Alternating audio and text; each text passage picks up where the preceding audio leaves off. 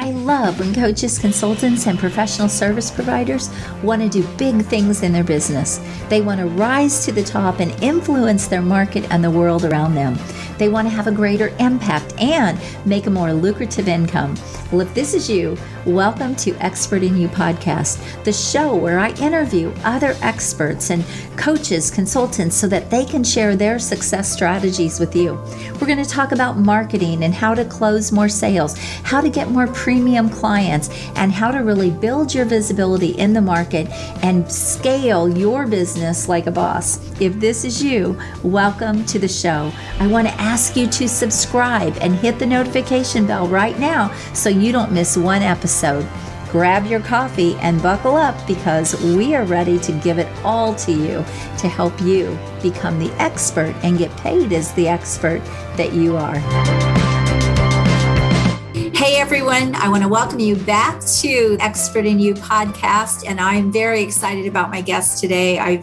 Rob Garcia is with me, and I've known Rob for quite a while now. We met through social media, the power of social media and the relationships that you can build. And Rob is the founder of Shift Advanced Life magazine. And I wanted to get him on here because I've actually contributed to his magazine at one point. And I think he's just doing some amazing things out there, helping people build their visibility and do some great things in their business. And so I knew interviewing experts, I had to get him on here. So Rob, welcome to my show. Thank you so much, Ann. I really appreciate it. Yes, we're excited to have you. So Rob is also a master sergeant in the Air Force. He said 21 years. So we want to thank him publicly for his service. Thank you, Rob. I appreciate that. And he does still do some reserve work. So he is still active, and he's just got a lot going on. I just want to say that he's just crazy busy all the time, a true entrepreneur, lots of irons in the fire, lots of things going on. But Rob, why don't you just start out by just telling my listeners kind of a little bit of your story, how you got into your magazine, and even some of the other things that you're doing. We would love to hear. Yeah, absolutely, Ann. Everything at the crux of my businesses revolves around education. And I've always been interested in education because I was so bad at it when I was a younger person. I grew up in a very rough family, a lot of drugs, a lot of alcohol. I had no ambition, no hope. I had, the world was a very different place in 92 when I was a teenager. And I grew up in a logging town. I failed out of high school, failed out of 2 colleges. I just had a severe learning disability and I couldn't focus in the classroom, but I read a lot. Ended up at 19, sleeping on the floor and couldn't afford meat in Arizona, just working at Target, trying to do the best I could. I had the desire to do something with my life and I wasn't sure what. I was just kind of one of these latchkey kids that didn't, have direction. Joined the military. And so when I was done with that, it gave me the stability and the structure to have a fair shot at life. So once that was done, I finished college while I was in, and I moved to San Diego. And then from then I started this very interesting upward journey. Immediately enrolled in grad school. I got a job teaching high school engineering despite never, ever passing pre-algebra. I failed it 4 times. And I got my MBA and I started a doctoral program despite never taking my SATs. And then I went into entrepreneurship. And there's a lot, there's a lot of stuff on the ladder. I don't need to include it all for this interview. But today, I am the founder of Shift Advanced Life Design magazine. I've had it for 4 years. I started it completely from scratch with no experience. And I teach business visibility strategies. And my life in my 40s is finally the culmination of all my hard work. And I'm real proud of it. And then I moved into my dream apartment like 3 years ago, which you see now. I love it. What an inspiration to go from learning disabilities and failing and flunking out to becoming a successful entrepreneur. That's the great thing about entrepreneurship. Yeah. Anyone can do it if they're willing to put in the work and put forth the effort. And what a great story, Rob. I love it. So tell us a little bit more about the magazine. I would love to hear more about it and who you serve and really the purpose behind your magazine and what it does for you and your business. I wanted to do something a little different than what's currently out there. Because there are some great magazines. Brian Wright does Success Profiles magazine, and Abigail Sinclair does Inspired Connections. Like, everybody has their own kind of take on what a magazine should be. And I was told by a lot of people not to do it. And so, of course, entrepreneurs are, if we get that pushback, we're going to say, I'll show you. And we get after it. But I ended up starting it, and I had reservations like everybody else. I was like, is this going to work? Is this stupid? Is this a waste of my time? But I kept at it, man. And I kept, the secret to entrepreneurship is always upgrading. It's always getting a little better. It's always trying to improve that skill set and make stuff look better. The first thing I did when I launched the magazine was I got 3 magazines from the supermarket so I could read about design, layout, and I could look at the colors and the way pictures are formatted, all this stuff. And I made sure they were very different. I got an architectural magazine, like a fitness magazine, and a celebrity magazine, because all the stuff structurally is very, very different, but it gives me good creative ideas. So that was my start. That gave me an idea of how to make a skeleton. Skeleton is just, editorial, table of contents, ad, feature, main feature. And then I started thinking of fun stuff I could do that would be unique and different for the magazine. One of my big things about Shift is that we run a combination of both paid advertising features, and I absolutely spotlight the underdog. I absolutely look for people that are undiscovered diamonds in the rough, and I will help them and elevate them. And especially if they're just starting off, but they're really good at what they do and they don't have a lot of money, I'll approach them and saying, hey, I'm going to give you coverage because I love what you do and I believe in you. And it's made me so many good relationships over the years. And for example, I do book launches, I cover media stuff. So this is an example. This is Ryan Hendrickson, who he was a Green Beret who went to Afghanistan. He's gone many times. He's got back actually, and he survived an IED blast and he almost lost his leg. He was recently featured on the Jocko Willink podcast, which is very, very popular in the military community. And so I covered his story, and I didn't do it out of any, need for money. I did it because Ryan's a great guy, and he was super humble when I reached out to him. Those are the best people to work with. So right. The magazine in itself, it supports the veteran community, but it's not a military magazine, if that makes sense. I feature a lot of vets that are doing great things, but it is around entrepreneurship and reverse engineering processes. So take an expert, find out, okay, what makes you, what's your process? What's your system?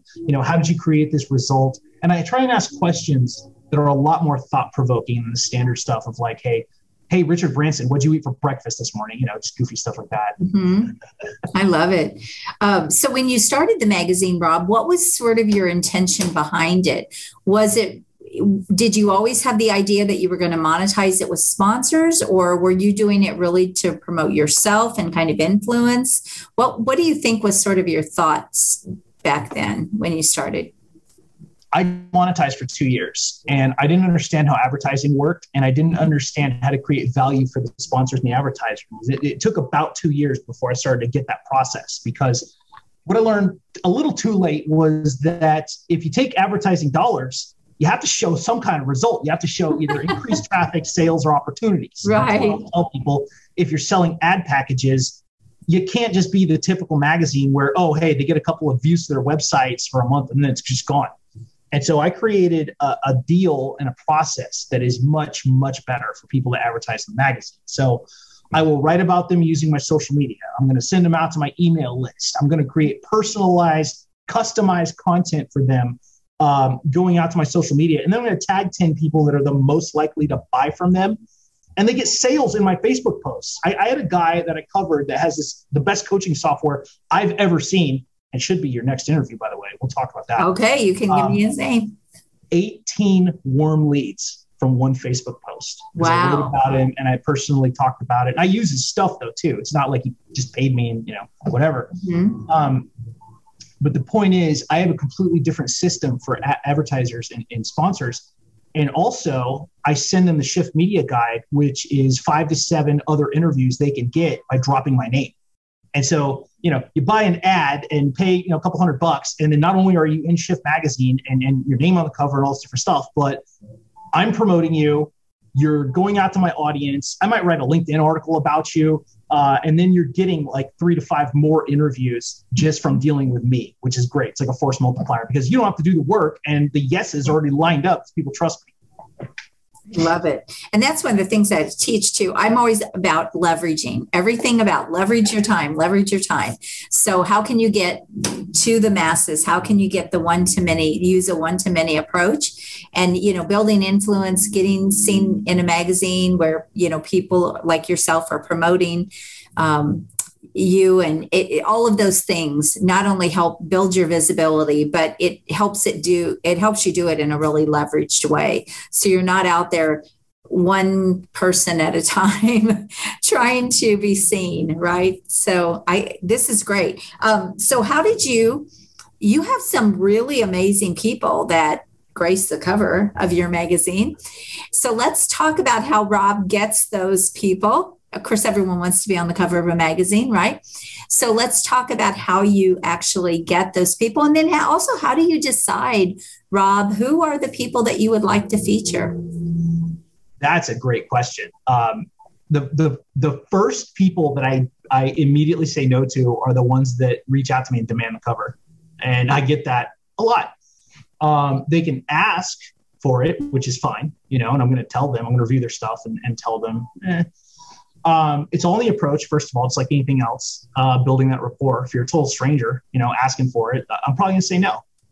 Cover's a monetizable feature. It's the most expensive thing you can get for the magazine. So obviously I'm not just going to give it away to anybody that thinks they're important. There's a lot of those. and for the process, and it's a certain level of achievement, and it can be, and it's pretty high sometimes because we're a bi-monthly publication. So we come out 6 times a year. Mm-hmm. I used to do it monthly, which was a special slice of hell. So I had to pull back from that just because it was way too much work. We went quarterly, and that wasn't quite enough. Bi-monthly, pretty good with my team.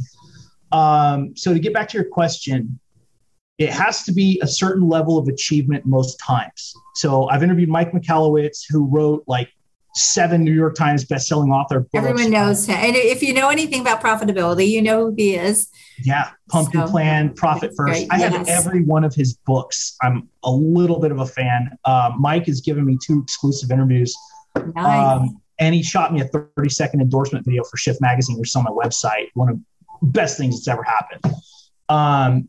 So there's that. I've interviewed Delta Force. I've interviewed SEAL Team 6. I've interviewed, Coach Jen Scalia, who 7-figure coaching business. Mm-hmm. And more recently, Scott Oldford, who, if you're an entrepreneur and don't know who Scott Oldford is, I don't know what's wrong with you. But he's very, very accomplished and a legit at his level, he's one of the nicest, most down-to-earth people I've ever dealt with.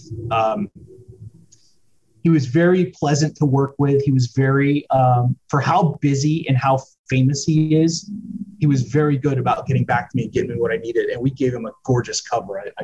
I have it somewhere here, but it's honestly one of my favorite covers we've ever done because it was soft blue and gray. Was that one of the recent ones? That might have been the one I contributed in, I think. It might have been. It was a few back. But yeah, a couple back, I think. It might have been my favorite issue ever, just because of the layout. So I look at, like I said, achievements, and you've got to do something major. You can't just be rich. You can't just be an Instagram influencer with 1 million followers. You have to be tangible, and you have to be a good person. Mm-hmm. I'm going to share a story that will interest you. I got a yes from Ty Lopez to interview him.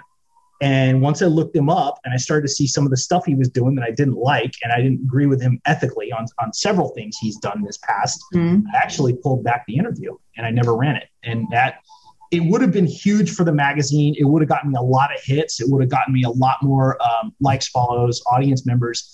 But at the heart of my soul, I'm ethical and I protect my audience. And if I can't get behind someone, and if I can't trust what they're doing or put my faith in their offer, then I don't feel right covering them. And so that's the journalistic decisions you have to make as an ethical publisher. Mm-hmm.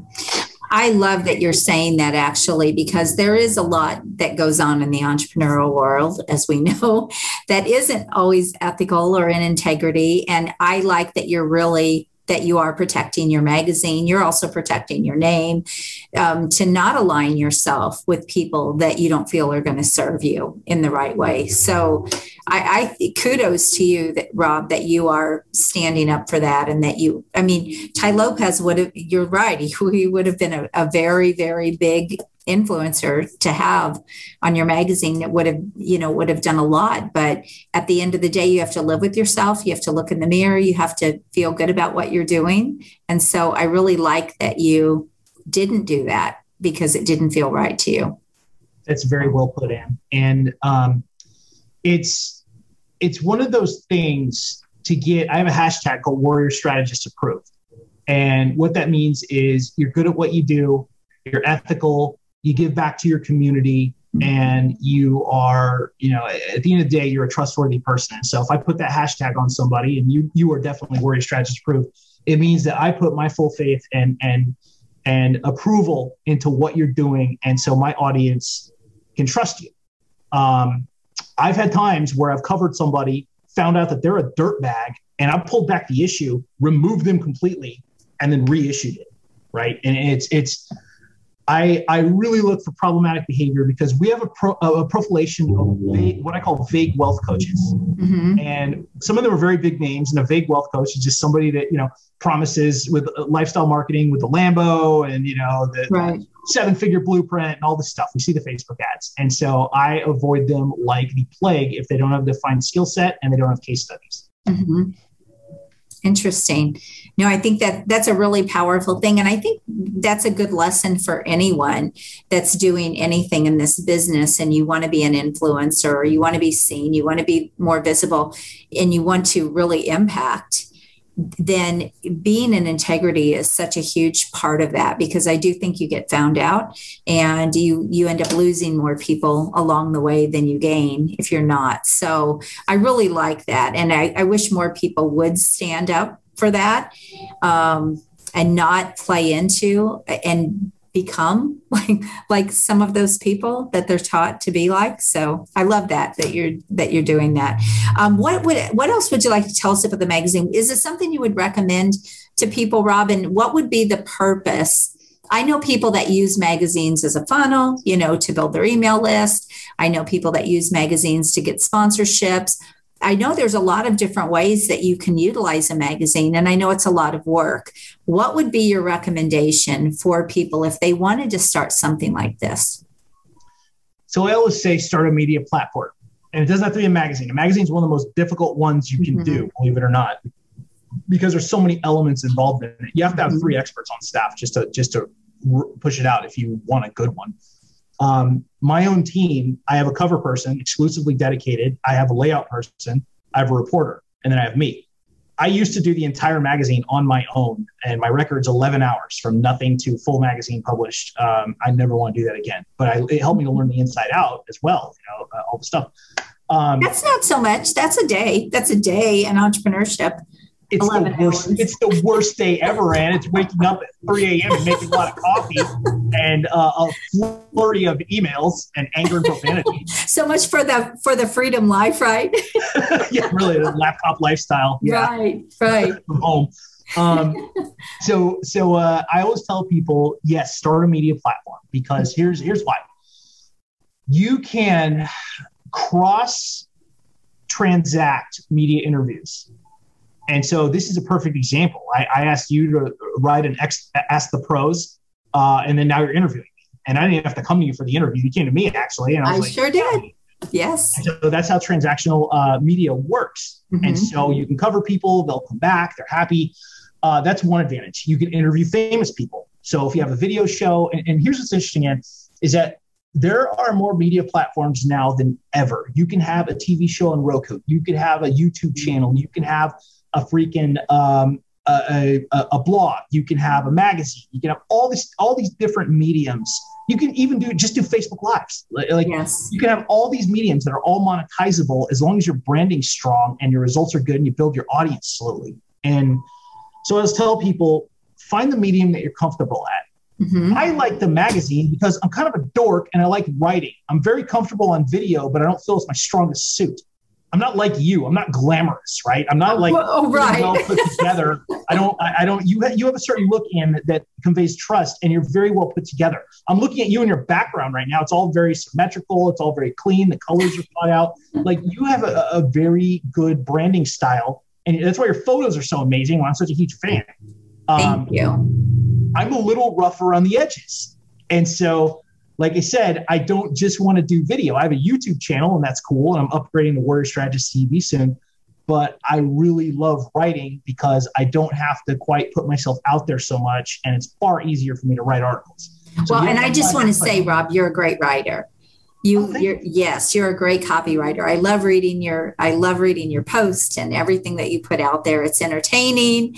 It also is real. It's very authentic, and he does say it like it is. So if you don't like that, you won't.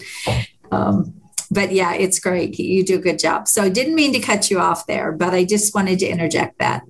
I really appreciate that. Thank you. I never had a journalism degree or anything like that. I have 6 degrees, and so I did do a fair bit of writing, but academic writing versus, copywriting for business, completely different things. I love creative writing. I go off of tangents. I write really creative, out of the box stuff sometimes that just to make people laugh.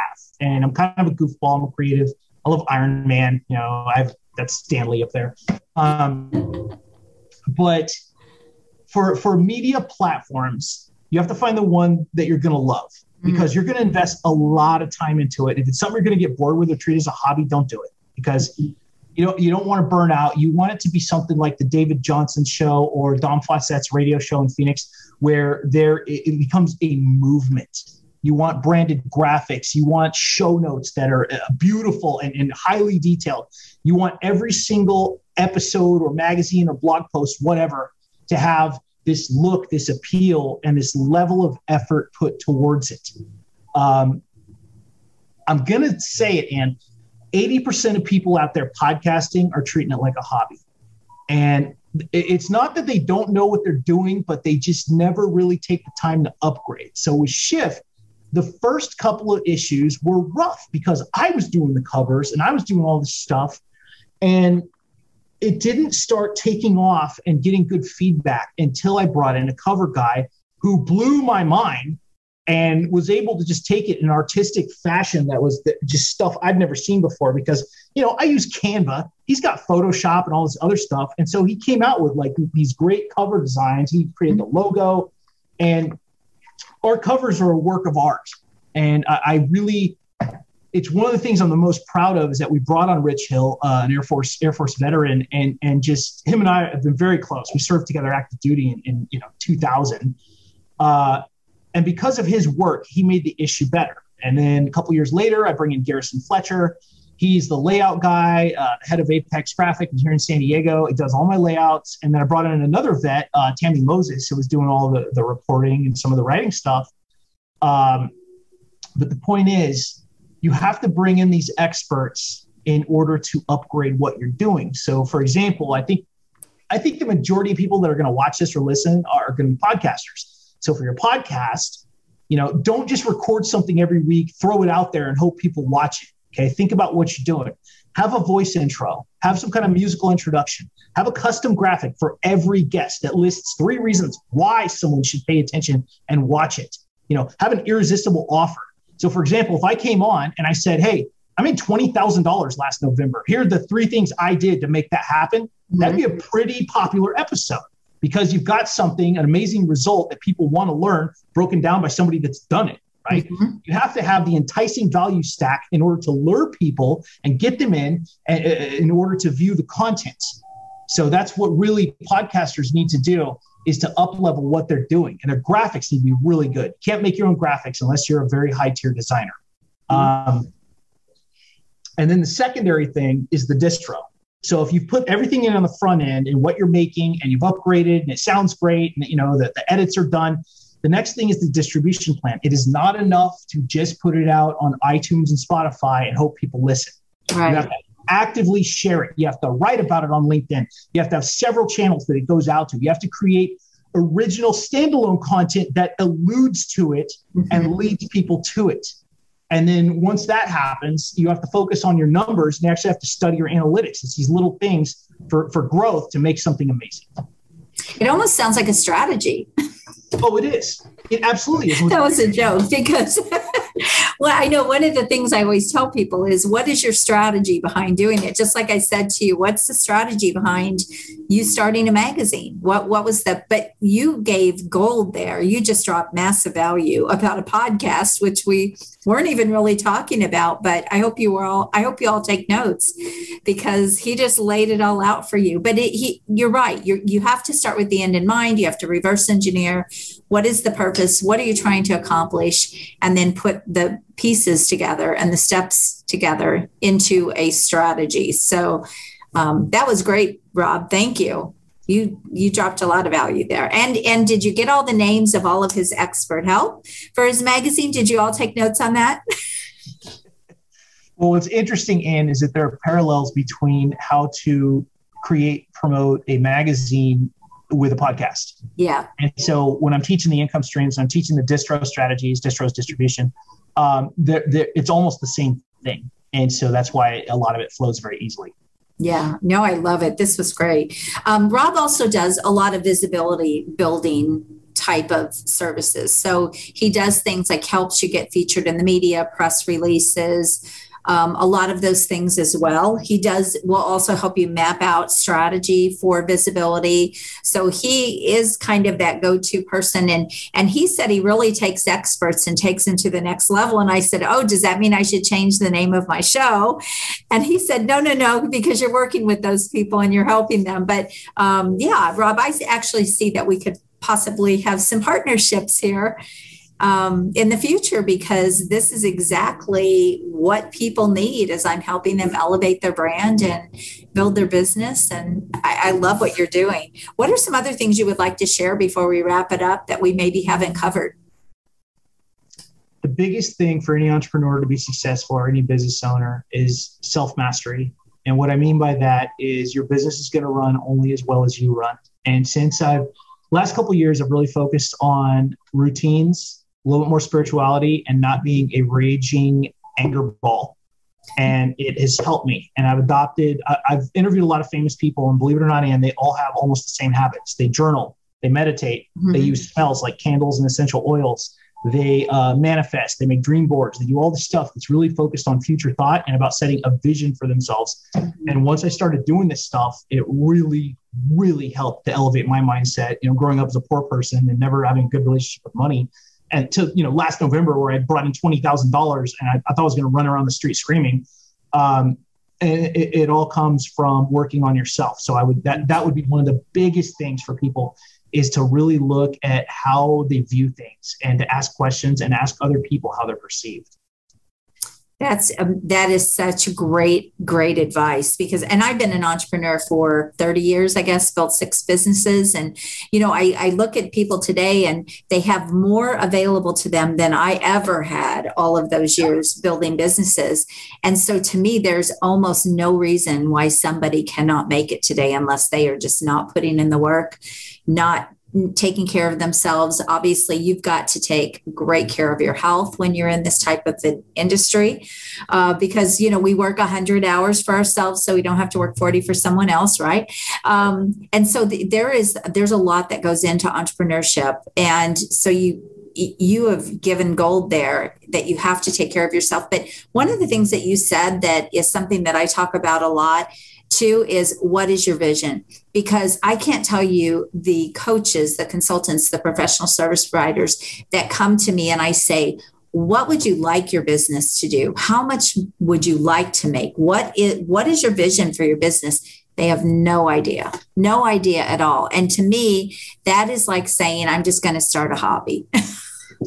So here's what's interesting about the Warrior Strategist logo. This is my brand logo.